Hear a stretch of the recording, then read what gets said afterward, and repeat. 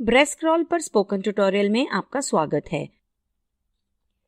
इस ट्यूटोरियल में हम सीखेंगे कि ब्रेस्ट क्रॉल क्या है, इसे करने का पूरा तरीका और ये क्यों जरूरी है। आइए पहले हम समझेंगे कि ब्रेस्ट क्रॉल क्या है। जब शिशु पैदा होता है तो वह प्राकृतिक रूप से स्तनपान करना जानता है। प्रसव के तुरंत बाद मां के बिना कपड़े ओढ़े हुए पेट पर रखे जाने पर शिशु खुद ही मां का स्तन ढूंढकर स्तनपान शुरू कर सकती है। इस पूरी प्रक्रिया को ब्रेस्ट क्रॉल कहते हैं। ध्यान दें कि 9 महीने कोख में पूरे किए हुए शिशु जो सामान्य तरीके से या ऑपरेशन से हुए हों, उनको भी ब्रेस्ट क्रॉल कराया जा सकता है और जो पैदा होते ही काफी रोए हों। असंतुलित शिशु जिनका जन्म पर कम वजन हो, उन्हें ये नहीं करवाते क्योंकि उनको सांस की तकलीफ हो सकती है, जैसे सांस फूलना। अब हम बात करेंगे ब्रेस्ट क्रॉल करने के तरीके की और ये करना क्यों जरूरी है। पहले ये पक्का कर लें कि प्रसव के कमरे का तापमान 26 डिग्री सेल्सियस है। अगला, शिशु को उसके मां के बिना कपड़े ओढ़े हुए पेट पर रखकर साफ करें। शिशु के हाथों के अलावा उसका पूरा शरीर साफ करें। याद रखें कि शिशु के हाथ गीले रहने दें। साफ करते हुए उसके शरीर की सफेद परत न उतारें। ये शिशु को ठंडे वातावरण से बचाता है। शिशु को साफ करने के बाद वो गीला कपड़ा हटा दें। शिशु को सुखाने के बाद स्वास्थ्य सेविका को धड़कन वाली नाल महसूस करनी चाहिए। जैसे ही धड़कन बंद हो जाए, उसे काट देना चाहिए। अब फिर से शिशु को मां के बिना कपड़े ओढ़े हुए पेट पर इस तरह रखें कि उसका पेट मां के पेट को छुए। उसका सर मां के बिना धुले स्तनों के बीच में रखा जाना चाहिए और उसका मुंह मां के स्तनों के नीचे होना चाहिए। अब शिशु ब्रेस्ट क्रॉल के लिए सही स्थिति में है। क्योंकि आगे बढ़ना बहुत प्राकृतिक है, इसीलिए वो आसानी से मां के स्तनों तक रेंग कर पहुंच सकती है। अगला, शिशु और मां को गर्म रखने के लिए उनको एक साफ सूखा कपड़ा ओढ़ाएं और शिशु को टोपी पहनाएं। ध्यान दें कि आगे के चित्रों में टोपी और कपड़ा नहीं दिखाया जाएगा, ताकि ब्रेस्ट क्रॉल के दौरान शिशु की स्थिति साफ दिखाई दे। शिशु को कपड़ा ओढ़ाने के बाद मां को अपने हाथ से शिशु की पीठ को सहारा देने को कहें। अब बात करेंगे शिशु के ब्रेस्ट क्रॉल करने की काबिलियत की। जन्म के बाद शिशु बहुत सतर्क और स्तनपान करना जानती है। अपने साफ न किए हुए हाथों की महक सूंघकर उसका थूक निकलता है और आंखों की कमजोर नजर से भी वह अपनी मां का चेहरा और एरियोला देख पाती है। एरियोला निप्पल के आसपास का काला भाग होता है। अपने हाथों और पैरों का इस्तेमाल करके शिशु आगे बढ़ती है और रेंगते हुए मां के स्तनों तक पहुंचती है। कुछ शिशु तुरंत रेंगने लगते हैं और कुछ को समय लगता है। स्तन तक पहुंचने के बाद शिशु उसे पकड़ने की कोशिश करती है। ऐसे में शिशु और उसकी मां को अकेला छोड़ दें जब तक वो पहला स्तनपान शुरू नहीं करती। स्वास्थ्य सेविका और मां दोनों को धीरज रखना चाहिए।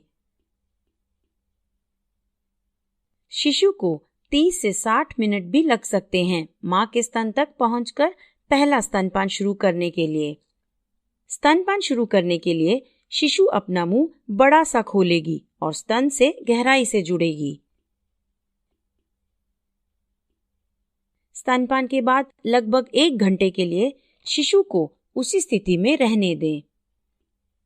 इससे मां और शिशु का बंधन और गहरा होगा। पर अगर मां ने कुछ दवाई ली है तो इसके बारे में डॉक्टर की सलाह लें। ये भी हो सकता है कि मां को प्रसव कमरे से दूसरे कमरे में ले जाना पड़े। ऐसे में कमरा बदलने के बाद शिशु को तुरंत मां के बिना कपड़े ओढ़े हुए पेट पर रखें, जैसे कि पहले बताया गया है।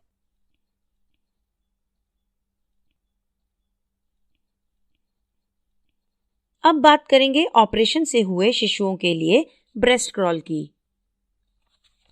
ये करने के लिए शिशु को मां के पेट पर रखने के बजाय मां के सीने पर इस तरह रखना चाहिए कि शिशु की टांगें मां के सर की तरफ हों।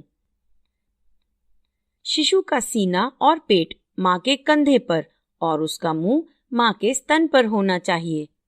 ऑपरेशन वाले कमरे में ही शिशु को जितनी देर हो सके स्तन को चूसने दें। याद रखें, प्रसव के तुरंत बाद किसी भी देखभाल से ज्यादा जरूरी है कि दोनों के बिना कपड़े ओढ़े हुए शरीर एक साथ रखे जाएं। ब्रेस्ट क्रॉल होने के बाद ही जन्म के बाद वाली नवजात देखभाल देनी चाहिए। अब बात करेंगे कि ब्रेस्ट क्रॉल नवजात शिशु के लिए क्यों जरूरी है। ब्रेस्ट क्रॉल करके शिशु को मां का पहला दूध, जिसे कोलोस्ट्रम कहते हैं, वो मिलता है। वो पीला और गाढ़ा होता है। ध्यान दें कि प्रसव के बाद कोलोस्ट्रम की मात्रा शिशु के हर स्तनपान के बाद धीरे धीरे बढ़ेगी। पहले दिन शिशु 5 मिलीलीटर पिएगा, दूसरे दिन 10 मिलीलीटर पिएगा और तीसरे दिन 25 मिलीलीटर, 40 मिलीलीटर चौथे दिन और 55 मिलीलीटर 5वें दिन। ऐसा हर स्तन से हर बार स्तनपान के दौरान होगा। इतना नवजात शिशु के लिए काफी है। इसलिए शिशु को कोलोस्ट्रम के अलावा कुछ नहीं देना चाहिए। कोलोस्ट्रम शिशु के लिए पहला टीका है। उसमें इन्फेक्शन से लड़ने के लिए प्रोटीन होता है जो शिशु की रोग प्रतिरोधक शक्ति बढ़ाता है। जन्म के बाद शिशु को ताकत पहली बार इसी से मिलती है। कोलोस्ट्रम शिशु के खून में ग्लूकोज को कम होने से बचाता है और शरीर की बाकी प्रक्रिया बनाए रखता है और एक स्वस्थ दिमाग भी बनाता है। ये शिशु को उसका पहला मल निकालने में मदद करता है।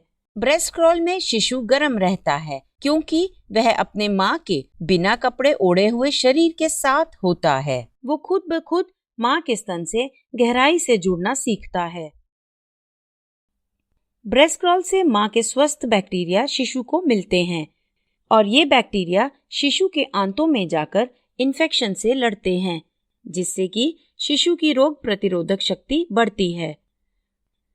ब्रेस्ट क्रॉल से शिशु को मां का प्यार और सुरक्षा मिलती है, जिससे दोनों में बंधन गहरा होता है। ब्रेस्ट क्रॉल से मां को भी फायदा होता है। शिशु के पैरों के जोर की वजह से मां के कोख दबाव पड़ता है। ये दबाव गर्भाशय को सिकोड़ता है और गर्भनाल को निकालने में मदद करता है। स्तनपान शुरू होते ही मां के शरीर में ऑक्सीटोसिन की मात्रा बढ़ने लगती है। बढ़े हुए ऑक्सीटोसिन की वजह से भी गर्भनाल के निकलने में मदद मिलती है। ब्रेस्ट क्रॉल खून के बहाव को कम करके मां को अनीमिया से बचाता है। अनीमिया ऐसी अवस्था है जिसमें लाल रक्त कोशिकाएं कम हो जाती हैं। इससे मां को थकान और कमजोरी होती है। इसीलिए ब्रेस्ट क्रॉल प्राकृतिक रूप से मां और शिशु के लिए बहुत फायदेमंद है। ब्रेस्ट क्रॉल का ये ट्यूटोरियल यहीं समाप्त होता है। IIT बॉम्बे से मैं बेला टोनी आपसे विदा लेती हूँ। हमसे जुड़ने के लिए धन्यवाद।